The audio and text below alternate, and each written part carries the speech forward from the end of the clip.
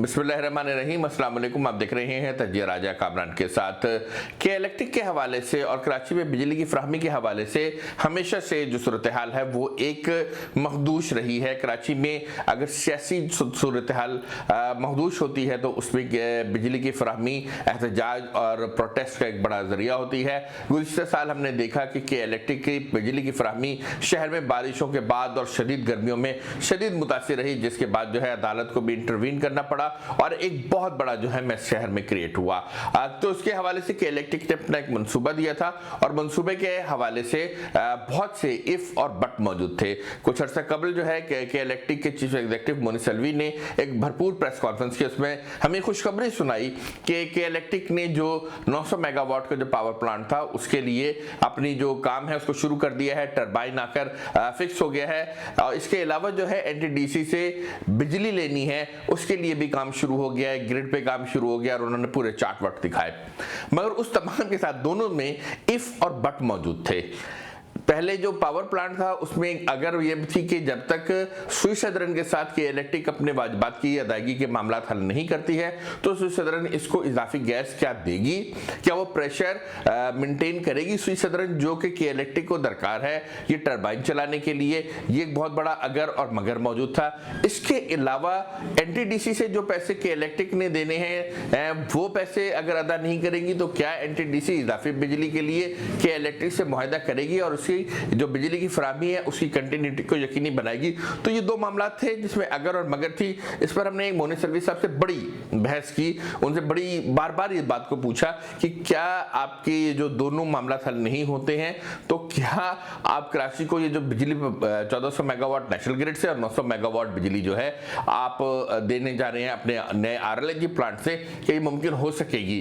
तो उसमें उनके पास भी कोई जवाब नहीं था और वो भी कह रहे थे कि अगर एनटीडीसी ने मुआहदा कर लिया, अगर सुई सदरन ने हमें जो है मुआहदा कर लिया तो हम ये बिजली दे पाएंगे। इस पूरे सिनेरियो में इन तमाम मुआहदों में दोनों तरफ के मुआहदों में एनटीडीसी से और सुई सदरन से मुआहदे में जो सबसे बड़ी रुकावट थी वो के इलेक्ट्रिक के वाजिबात थे जो के इलेक्ट्रिक ने उसको अदा करने हैं। इसके अलावा के इलेक्ट्रिक ने हुकूमत से भी कुछ वाजिबात वसूल करने हैं। इस पर एक टर्म ऑफ रेफरेंस के इलेक्ट्रिक ने हुकूमत को दिया था जो कि अदालत के हुक्म पर दिया गया था। इस टर्म ऑफ रेफरेंस में कुछ बातें थी जिस पर जो है हुकूमत को एतराज था। तो के इलेक्ट्रिक ने उन जो एतराजात थे उसमें से दो एतराजात पर पसपाई इख्तियार करने या लचक दिखाने का अंदिया दिया है। एक पावर ऑफ डिवीजन के खत लिखा गया है जो कि आप अपनी स्क्रीन पर देख सकते हैं। के इलेक्ट्रिक ने कहा है कि वो जो सालिसी थी इस आर्बिट्रेशन में, इस पूरे में, क्योंकि वो गैर मुल्की सरमायाकार हैं तो वो पाकिस्तान में नहीं करेंगे। सालिसी अदालत जो है लंदन की उसमें हम जाएंगे। हम जानते हैं कि पाकिस्तान का बैरून मुल्क जो मुकदमा जीतने का रिकॉर्ड है वो कोई बहुत अच्छा नहीं है। अभी हमने देखा है कि ब्रॉडशीट का हम केस लंदन में हारे हैं, इससे कबल रेकोडेक का केस हारे हैं, इससे कबल जो है जो कारके बिजली घर था उसका केस भी हम आलमी सालसी अदालत में हार चुके हैं। तो अगर के इलेक्ट्रिक भी जाती तो शायद हुकूमत को वहाँ पे हारना पड़ता। मगर के इलेक्ट्रिक ने कहा है कि अब वो सालसी इन लंदन के बजाय पाकिस्तान में करने के लिए तैयार है। ये एक बड़ा पीछे हटे है कि इलेक्ट्रिक अपने मौकफ से है और हुकूमत को एक बड़ा रिलीफ मिला है। दूसरा सबसे अहम जो नुकता था जिस पर हुकूमत जो के इलेक्ट्रिक के टर्म ऑफ रेफरेंस को मंजूर नहीं कर रही थी उसमें यह था कि प्रिंसिपल ऑफ रेसिप्रोसिटी यानी मसावी सलूक का असूल। इसमें यह था कि के इलेक्ट्रिक कह रही थी कि वाजिबात के हवाले से जो भी हुकूमत उससे वसूली का तरीकेकार ये जो तय करेगी वही के इलेक्ट्रिक हुकूमत के वाजिबात से वसूली में लागू किया जाए। अगर आदाद शुमार देखे जाए तो गुज़िश्ता कई दिहाइयों से जो के इलेक्ट्रिक है उसने हुकूमत से पैसे वसूल करने हैं और हुकूमत ने के बाद इदारों ने के इलेक्ट्रिक को पैसे देने हैं। इसमें के इलेक्ट्रिक ने हुकूमती इदारों से जिसमें सूबाई इदारे, वफाकी इदारे और ज़िली हुकूमतें शामिल हैं तकरीबन 250 अरब रुपए की वसूली करनी है। इस वसूली के साथ साथ के इलेक्ट्रिक ने एनटीडीसी को 159 अरब रुपए अदा करने हैं, जबकि के इलेक्ट्रिक दावा है कि उसने सुई सदरन को 13 अरब 70 करोड़ रुपए अदा करने हैं। जबकि सुई सदरन ने इस पर जो वाजिबुल अदा रकम है इस पर सूद लगाने के बाद तकरीबन 100 अरब रुपए सूद लगाने के बाद इसको 113 अरब 70 करोड़ रुपए ऐसे जायद कर दिया है। जैसे जैसे वक्त गुजर रहा है वैसे वैसे ये रकम बढ़ती चली जा रही है। के इलेक्ट्रिक ने अदायगियां उस वक्त रोकी थी जब मौजूदा जो वज़ीर आज़म के मुशीर बराए तवानाई हैं ताबिश गौहर, वो के इलेक्ट्रिक के चीफ एग्जीक्यूटिव होते थे और के इलेक्ट्रिक के पास पैसे नहीं थे, तो के इलेक्ट्रिक ने ये अदायगियां रोक दी थी। उसके बाद से के इलेक्ट्रिक ने ताबिश गौहर के जाने के बाद अपनी अदायगियों को तो बेहतर बनाया है, मगर ये अदायगियों की सूरत हाल फंस गई।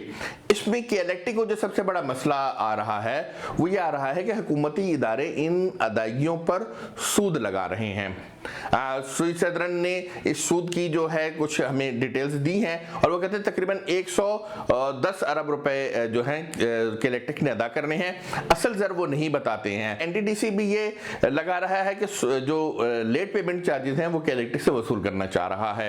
अगर के इलेक्ट्रिक पर ये लेट पेमेंट चार्जेस और सूद लगाया जाता है तो के इलेक्ट्रिक का इससे कबल जो मौक़िफ़ था वो ये था कि हमें भी ऐसे ही सूद लगाने या लेट पेमेंट चार्जेस लगाने की इजाज़त दी जाए जो कि हुकूमती इदारों ने दिए हुए हैं। तो ये एक बड़ी अहम सूरत हाल थी।